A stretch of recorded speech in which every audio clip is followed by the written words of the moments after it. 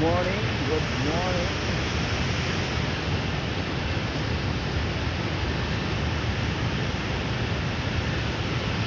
Good morning mga kabuhat. Hello, hello.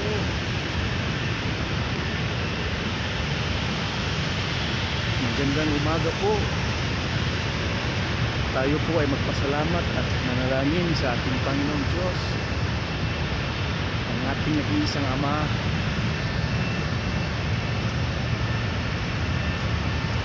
Unang-una po, magdadasal po tayo. In the name of the Father, of the Son, and of the Holy Spirit. Our Father, who art in heaven, hallowed be your name. Your kingdom come, your will be done, on earth as it is in heaven. Give us this day our daily bread, and forgive us our sins, as we forgive those who sin against us. Do not bring us to the test, but deliver us from evil. Amen. Ayun, no? Guys, unang-una po sa lahat, pasalamatan natin ang ating Panginoong Diyos sa binigay niya na chance na mabuhay tayo sa mundong ito. Kahit hindi man tayo katulad ng iba na mayaman, guys, magpapasalamat pa rin tayo kasi tayo malusog, maganda ang pangangatawan, walang sakit. Yun guys, blessed na tayo ron. Kaya wag mong isipin na maraming pera yung iba, ikaw hindi gaano o wala kang pera. Just chill lang guys. Isipin mo na lang na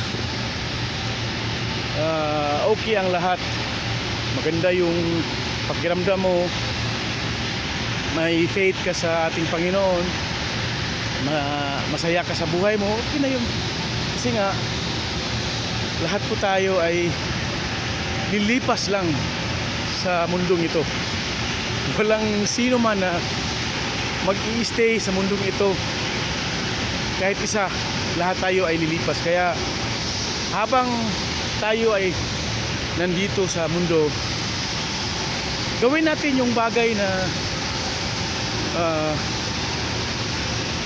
magpapasaya sa atin, magiging kontento yung buong kaluluwa mo sa ginagawa mo, happy ka. Huwag mo nang isipin yung maraming pera, sikat. Just be yourself. Ika nga. Tsaka huwag tayong kumareho sa iba na napahiwalay ng landas o napahiwalay sa daan. Yung ginagawa lahat yung mga bagay na magkakaroon lang ng mga maraming views o sisikat. Wag, kung may chance ka guys na i-spread mo yung salita ng Diyos, gawin mo. Kasi nga sa kasabihan, tayong lahat, yung ating katawan is pwedeng gawing bahay ng Panginoon. Kaya magpakabanal ka, linisin mo yung sarili mo, huwag kang uminom ng alak, huwag kang maninigarilyo, para kung ready ka na na pamamahayan ng Diyos yung katawan mo, so welcome na welcome ang Diyos sa katawan mo dahil malinis din yung katawan mo. Kaya ganun guys. Hindi man magbabiral yung video na to kasi nga kadalasan ngayon ang nagbabiral is yung naghuhubad, yung sumasayaw na halos lumalabas na yung suso. Yun ang nagbabiral kasi nga napaka-powerful ng demonyo sa social media.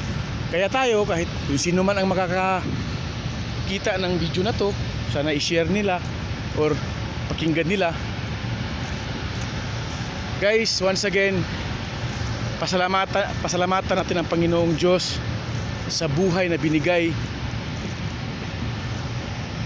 Tsaka yun, habang buhay ka pa, gawin mo yung tama.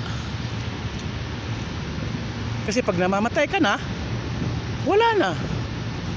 Milyon-milyong taon, libu-libong taon, hindi ka na makakatungtong sa mundong ito, di ba? Kaya habang andito ka pa sa mundong ito, andito na tayo ngayon sa panahon na may internet, makikita ka sa internet, kung mag-upload ka. Ganyan lang. Mag-upload ka.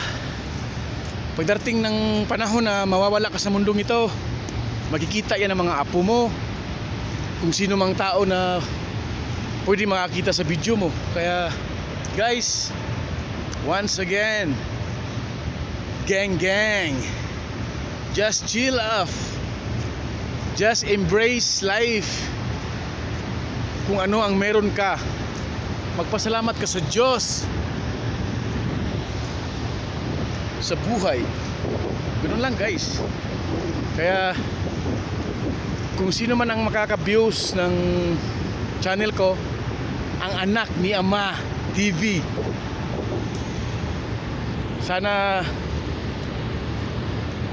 makita at saka ma-view ng mga kababayan natin ang video ko, to inspire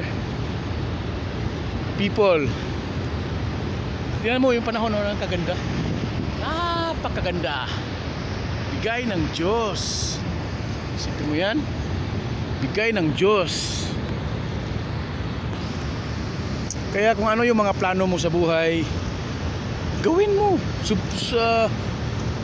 magsimulan mo at ipanalangin mo sa Diyos, tutulungan ka niya.